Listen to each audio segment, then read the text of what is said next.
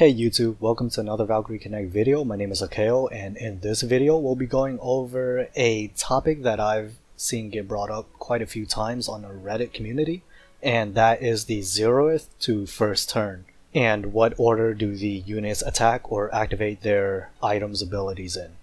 Originally, it's believed that the units running in the front are the first to attack, so it's generally your tank, followed by the 2nd, 3rd, 4th, and 5th unit.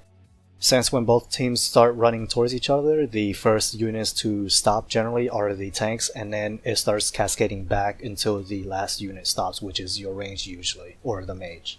In the test, I had multiple variables where I set them up into certain categories. We'll just call it category 1, 2, 3. And the categories 1, 2, and 3 both have the units with items, and a subcategory where those exact units are not equipped with items. I wanted to see if items were a factor in when they attack.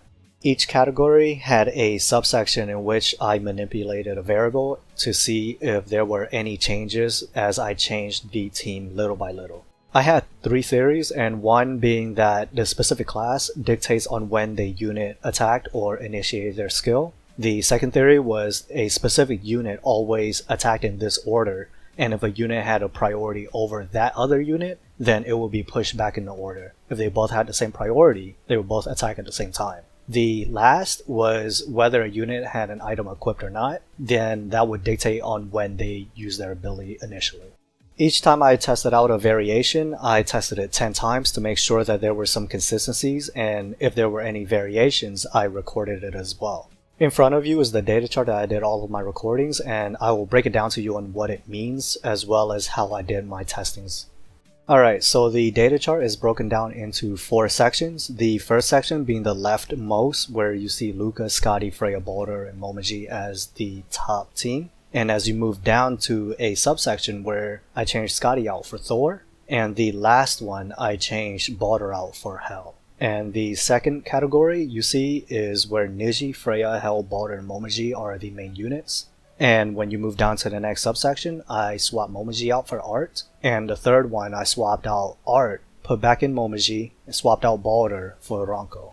The last main category, category 3, I had Niji, Skadi, Thor, Ronco, and Momiji, and I'll explain to you why I didn't have any subsections for this team and there weren't any variations outside of the main one. Below that, you see that in the top left hand corner of the chart, you'll see without gear. It's pretty much category 1, but without gear. And I will explain to you how I got each result as well. Okay, so I'll break down to you on how I made the chart. At the top left hand corner, you'll see whether each of the teams had gear or no gear, and I color coded each of the classes, melee being orange, mages being blue, and range being green. You'll notice that under name there's 1, 2, 3, 4, and 5. That's going to be the order in which that unit activated their skill or attacked on that first turn. For example, if Luca was the first to attack, she'll be color coded yellow in number 1. If Skadi was the third to attack, you'll see her color coded in 3. The numbers that you see in the yellow highlighted box means that's the frequency at which they activated on that turn. For example, Luca has 4 in the first box, so 4 times out of the 10 tests, she was the first to attack or activate her ability. Now that you know how to read the chart, I'll walk through with you on each of my testings and why I changed what I changed during each of the tests. The first category, category 1, Luca, Skadi, Freya, Baldur, and Momiji were the original team. And the goal of this category was to see if a different unit would alter which priority each unit had. Of course, each of the testings, they weren't perfectly consistent, where Luca sometimes was the first, sometimes was the second, and sometimes was the third unit to activate her ability or attack. For the first category, I noticed that Luca is generally the first or second unit to use her ability or attack. Skadi is generally going to be the second unit. Freya is generally going to be the second or third. Baldur being the third or fourth. And Momiji, I would say, spreads out evenly between turn 1 and 4, even though a majority of her activations were on turn 1. What does this mean when you see the chart though? It means that sometimes units will activate their skills at exactly the same time, or they will activate one after the other, but it won't be in the order of 1, 2, 3, 4, or 5. In the next test, I changed out Skadi for Thor, and I wanted to see if there was any variations between the activation rates. One thing that I noticed is that Luca tends to activate first now, more than being an even 1 or 2. Thor is generally going to be second, just like Scotty was prior.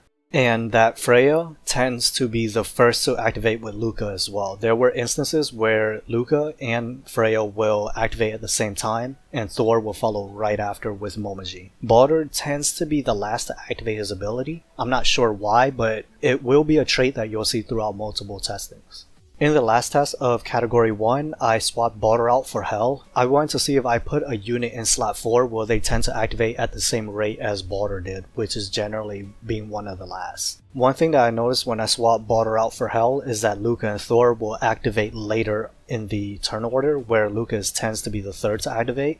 Thor will be third or fourth. Freya is now one of the first, where she's either first or second, and Momiji will have priority through most of them. I'm not sure if putting in Hel made that much of a difference where the range now starts taking priority over the tank in terms of their activation or not, or it could just be a coincidence. But in 10 testings, it seems to suggest that when I swapped Balder out, it pushed the front units, which are the melees, to a lower priority, and the back units to a higher priority for some reason. Moving on to Category 2, I had Niji, Freya, Hel, Balder, and Momiji. And I wanted to see if I swapped out a specific class, will that change the priority rates of the other units. Going through each of the subsections, Niji and Freya and Momiji tends to activate at the exact same time, where they'll either be the first or second. Sometimes it won't overlap, where Niji will be first and Freya and Momiji will be second, but Balder and Hel will tend to be always the last one. In the next section, I swapped out Momiji for another mage to see if there were any changes with Niji, Freya, Hel, or Balder.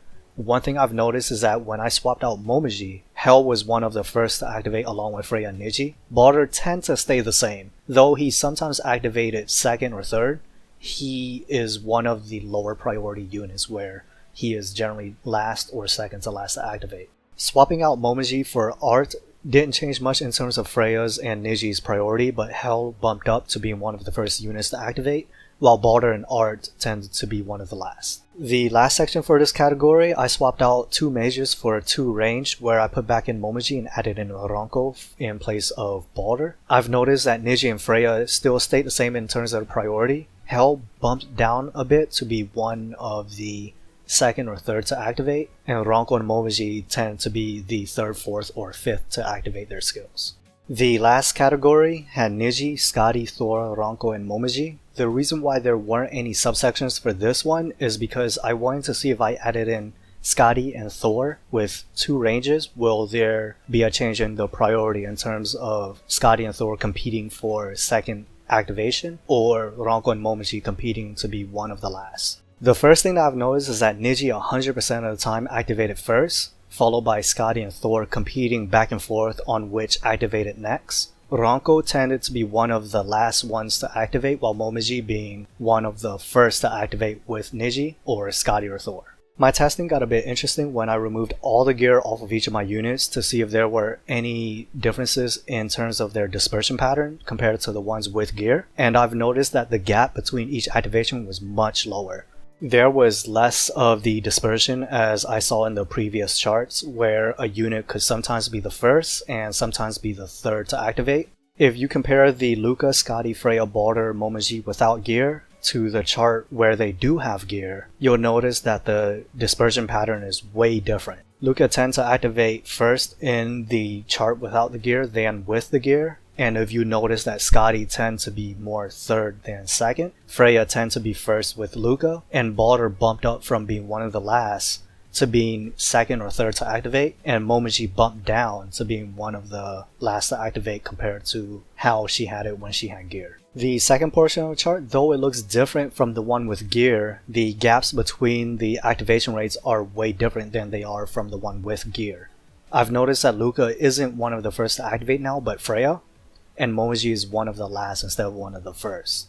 Thor stayed exactly the same, and Balder bumped up from being last to being one of the first as well. After all of the testings, there's still more that I would have to do to find out what really affects the turn order, because it's so sporadic that I can't tell you if it's gear, units, class, or the system just applies which unit attacks first, second, third, fourth, or fifth. If it's the later and that RNG is just RNG, that'll explain that sometimes you'll be able to lock down a team right away in the arena and sometimes you won't, outside of the activation where if you have two Momojis on the opposing side, one Momoji will be able to paralyze the other before the other one can get off the paralyze of their own. All in all, I hope you found the video informative, and if you like more data on what I've gathered where I had each of the fights broken down fight by fight and the turn order on which the units activate their skill or ability, just ask me and I'll email you the Excel sheet. Outside of that, I hope that you like the video. If you like the video, please like the video. If you like this type of content, please subscribe. And if you want to follow me on Twitter to see what I've been up to in the game, as well as some Japanese side client news, I'll provide my Twitter in the link below. If you aren't already involved in the Valkyrie Connect community, I'll provide the Discord and the Reddit link below in the description. And if you guys have any questions, just leave it in the comment section below. I'll get to you as quickly as I can. And until next time, guys, take care.